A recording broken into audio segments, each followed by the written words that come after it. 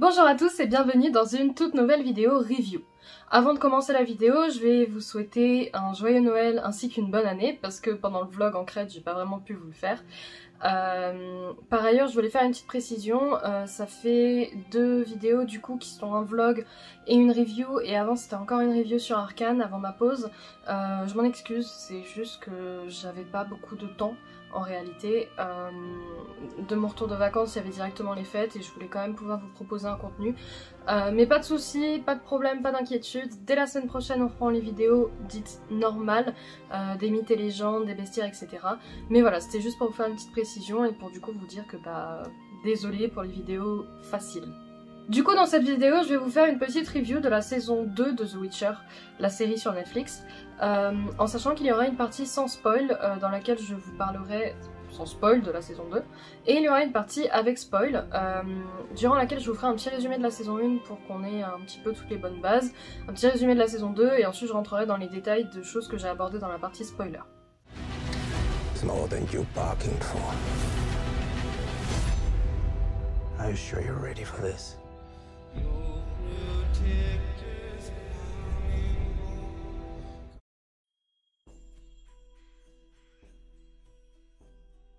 Avant de commencer cette review, je voulais d'abord vous faire une petite précision en disant que du coup j'ai lu les livres, sauf le dernier qui est un hors-série, et joué à The Witcher 3.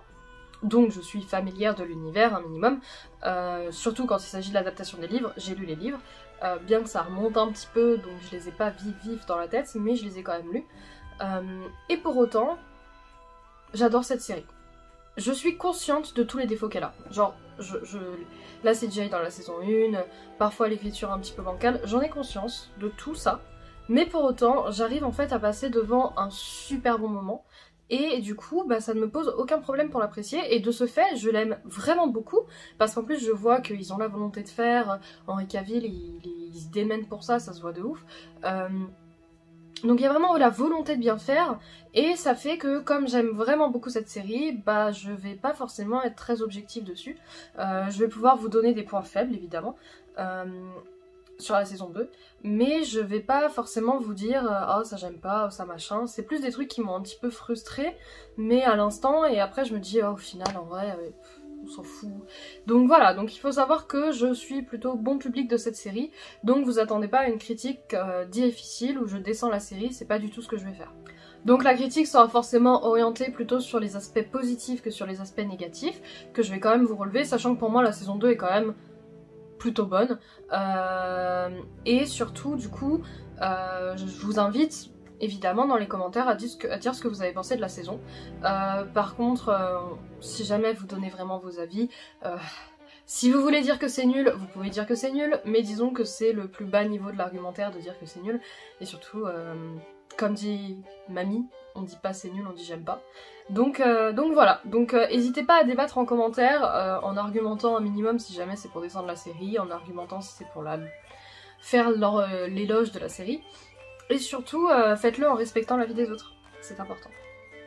Du coup, vous l'avez compris, j'ai quand même vraiment beaucoup aimé la saison 2. Il faut quand même garder en tête que ça prend beaucoup de liberté par rapport au livre. Parce que tout simplement, c'est une adaptation, et du coup, je vais en profiter pour glisser quelques mots sur mon avis sur les adaptations. Pour moi, il y a plusieurs catégories d'adaptation. On va dire qu'il y a l'adaptation d'un livre en une série, etc., étant une bonne adaptation et un bon film ou une série. Il y a l'adaptation étant une mauvaise adaptation et en plus étant un mauvais film ou une série, par exemple Resident Evil. Les films, ils sont nuls. Voilà, c'est une mauvaise adaptation et en plus c'est des mauvais films. Voilà, ça existe. Et enfin, la dernière catégorie, il y a les mauvaises adaptations qui font des bons films et des bonnes séries. Par exemple, The Shining, qui est une mauvaise adaptation des livres de Stephen King. Et en fait, pour moi, du coup, la série The Witcher rentre finalement dans cette catégorie de mauvaise adaptation, mais bonne série. La saison 1 de The Witcher, par exemple, prenait un petit peu le temps adapter les mêmes quêtes, on va dire, avec évidemment des libertés, parce qu'à nouveau ça reste une adaptation. Mais la saison 2, disons que dans l'idée, les personnages se trouvent dans les endroits, par exemple Kaer Morhen, les trucs comme ça, où ils sont censés se trouver dans la saison. Mais les quêtes secondaires qui se trouvent dans ces lieux-là sont pas exactement les mêmes que dans les livres. C'est plus là que ça change en fait. La grande ligne directrice est bonne, le détail est différent. Voilà. Après, il y a des changements qui sont intéressants, il y a des changements qui sont un peu plus discutables, mais je vais parler de ces changements-là plutôt dans la partie spoiler. Mais du coup, ouais, pour les autres changements, je me dis que c'est une adaptation, qu'ils ont le droit de changer certaines choses qui sont pas forcément nécessaires. Ils ont une liberté, voilà, moi je me laisse porter, je me dis que c'est une adaptation, il y a le livre, il y a les jeux, il y a la série, il y a le choix d'aimer autre chose que la série, donc moi je me laisse porter par la série et pour le moment j'aime bien. Mais du coup en dehors de l'histoire qui change et certains trucs qui sont un petit peu déplaisants dans leur changement, il y a quand même du très bon dans cette série et une très bonne évolution par rapport à la saison 1 surtout, dont je vais vous parler maintenant. Tout d'abord, par rapport à la saison 1, on peut remarquer évidemment l'augmentation du budget pour les monstres. C'est quand même hyper flagrant, il n'y a vraiment aucun doute là-dessus. On voit vraiment moins la CGI, les monstres ils sont beaucoup plus incorporés dans leur environnement. Après, je vais pas vous mentir que j'ai quand même beaucoup aimé certains monstres de la saison 1, d'autres moins, parce qu'on voit vraiment la CGI. Mais par exemple, parmi ceux que j'ai adorés, on peut trouver la Strige, parce qu'ils ont pris le parti de mettre un mec dans un costume avec de la CGI en plus. Et moi je trouve que franchement elle est magnifique la Strige de la saison 1, elle est organique, elle est dégoulinante, elle pèse dans son environnement. C'est vraiment beaucoup mieux que de la CGI et ça c'est imposé par un budget plus restreint avec un résultat meilleur je trouve. Mais en contrepartie on a par exemple le dragon qui est vrai, c'est vrai, était pas très beau. Mais il y a le côté écaille d'or qui rend cheap et tout, donc voilà, c'était trop ambitieux pour eux de faire un dragon à la saison 1, mais en même temps ils n'avaient pas d'autre choix parce que cette quête était quand même importante dans les livres. Mais du coup dans la saison 2, on passe sur des monstres avec vraiment une qualité supérieure, il y en a que un ou deux à la limite où on voit un petit peu la CGI et on se dit mais pour les autres on est quand même sur une très bonne qualité. Ils ont aussi pris le temps en fait de s'intéresser aux monstres au-delà de juste en faire bam c'est ça, dans l'idée où ils ont pris le temps de définir un comportement au monstre, de définir des mécaniques, des habitudes, des comportements, genre des manières de se mouvoir uniques, plein de choses comme ça en fait ils y ont beaucoup réfléchi et ça fait plaisir à voir. Enfin le premier épisode pour ceux qui l'ont vu franchement c'était un gros banger. Donc vraiment ça fait du bien de voir que le budget a augmenté pour les monstres et qu'ils ont pris le temps de les étudier et de leur donner des beaux chara-design parce que pour le coup ceux qui faisaient plus CGI j'étais pas particulièrement fâchée parce qu'ils avaient étudié, ils avaient fait une anatomie à la créature très particulière et assez unique et du coup c'était plaisant. On remarque également une certaine augmentation du budget par du coup les armures, notamment celle du Nilfgaard qui avant était quand même, il est vrai, pas très belle. Là on passe vraiment sur des vraies armures avec des plaques en métal. C'est beaucoup mieux. Et surtout ça montre aussi une volonté de la part de la réalisatrice et de la production d'écouter les retours des fans. Ça avait été un commentaire fait, l'armure du Nilfgaard, et aussi les cheveux de Triss qui étaient pas roux. Et ça avait énervé beaucoup de gens et dans la saison 2 on retrouve une Triss avec des cheveux bien plus roux que toujours pas rouge comme dans les jeux mais roux, donc voilà j'espère que maintenant vous êtes contents, vous allez pouvoir pour certains parce que j'ai vu des trucs horribles dits sur cette actrice donc maintenant qu'elle a les cheveux roux, j'espère que les gens arrêteront de dire que c'est vraiment une femme hideuse, parce que vraiment j'ai vu des trucs horribles sur elle juste parce qu'elle avait pas les cheveux roux, c'était chaud hein. Donc voilà, là je suppose que plus rien ne pourra être dit sur elle hein. Voilà bref. Pour passer sur les acteurs, à part quelques rôles secondaires, j'aime vraiment énormément le casting de cette saison.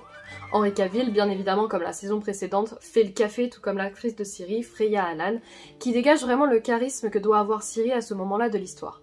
J'aime aussi personnellement beaucoup Caïr ainsi que Triss et Jaskier, qui ne manquent jamais à chaque fois qu'on les voit à l'écran. Je reconnais cependant qu'il y a quelques acteurs qui malheureusement ne font pas mouche pour moi, ainsi que d'autres personnes, surtout Fringilla.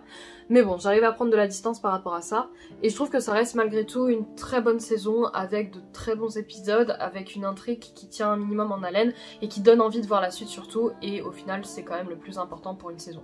Sur ce, je pense que j'ai à peu près tout dit sur cette saison 2 sans vous spoiler, donc on va tout de suite passer dans la partie avec spoil, comme ça on va pouvoir rentrer un petit peu plus dans le détail de tout ce que j'ai abordé.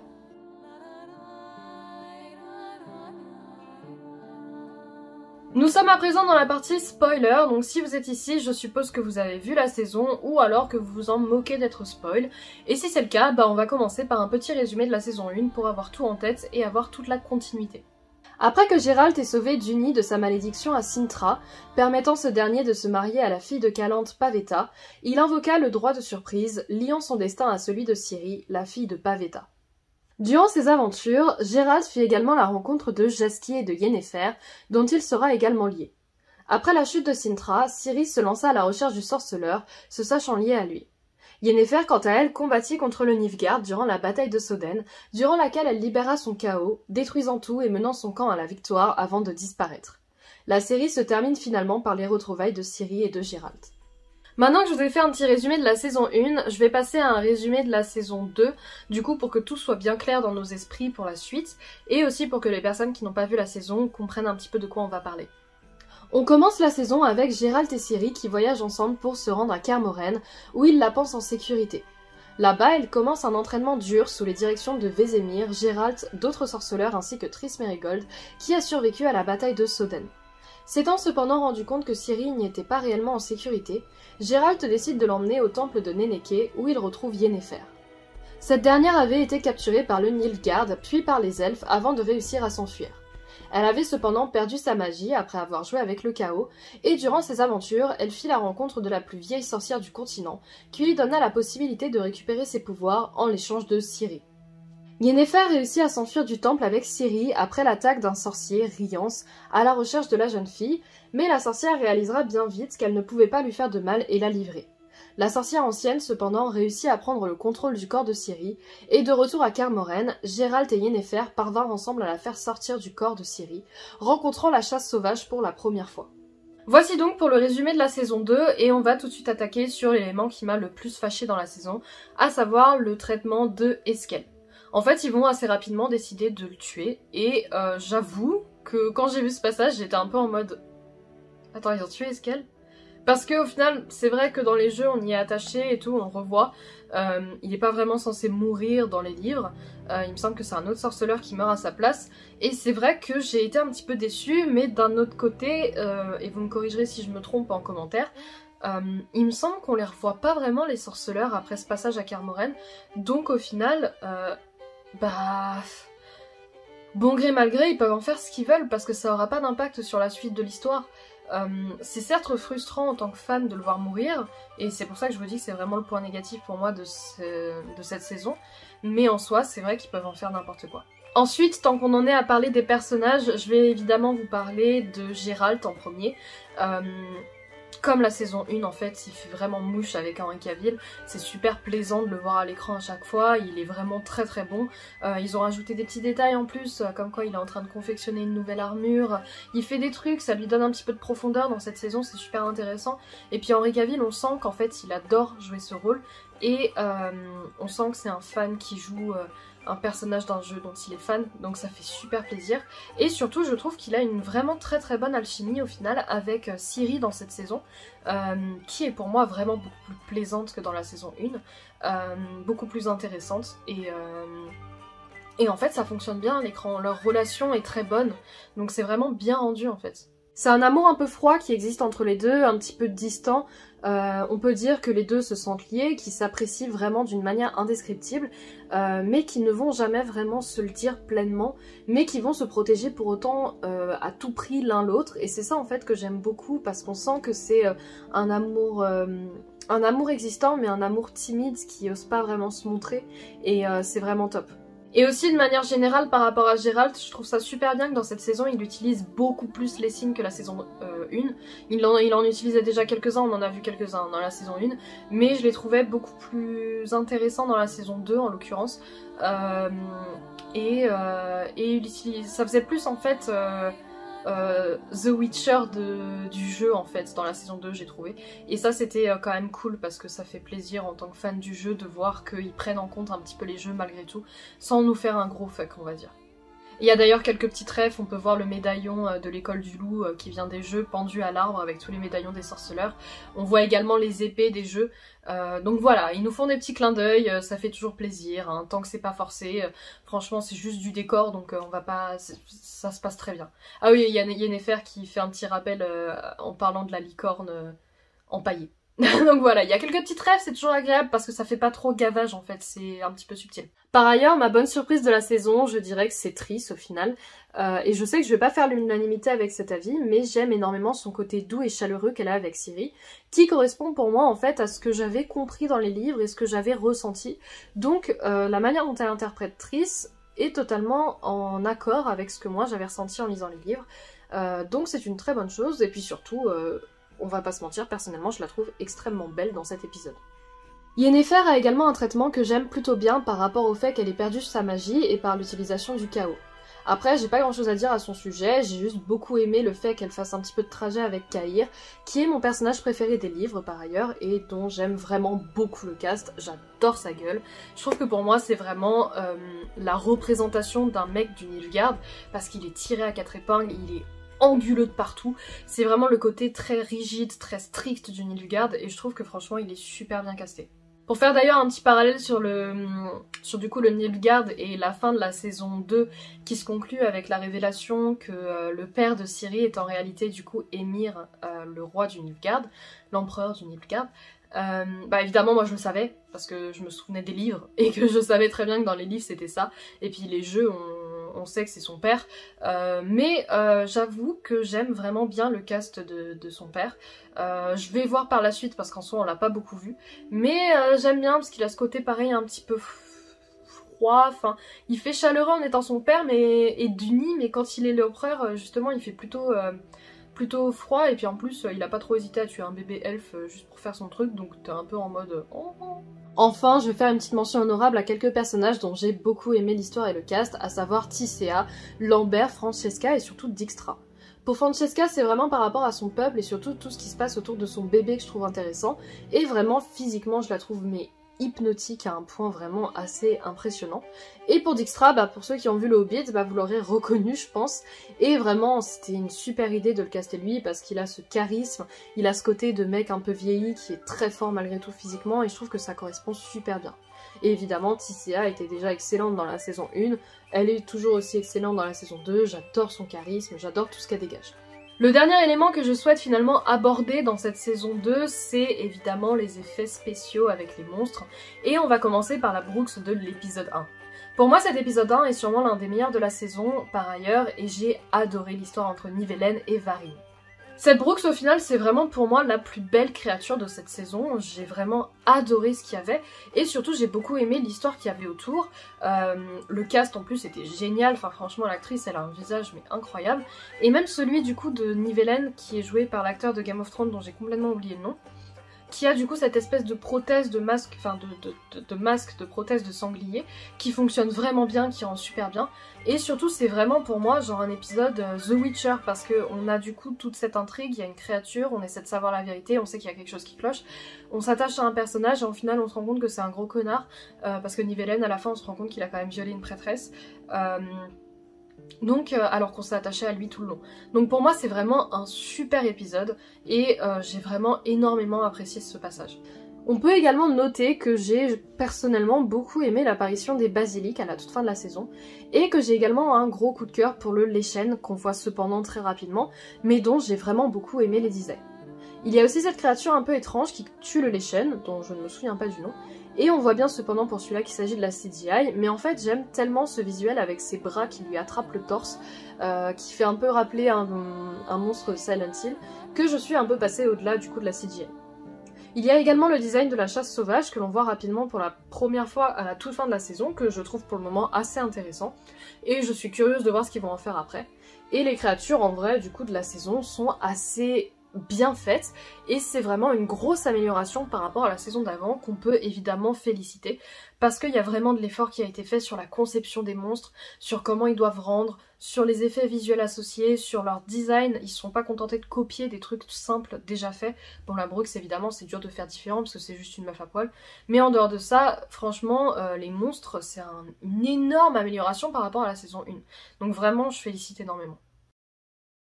Merci à vous du coup d'avoir regardé cette vidéo review, donc vous l'avez compris, je suis pas du tout objective par rapport à ça, j'aime vraiment beaucoup cette série, j'aime vraiment beaucoup cette saison, donc j'en ai fait un peu les louanges.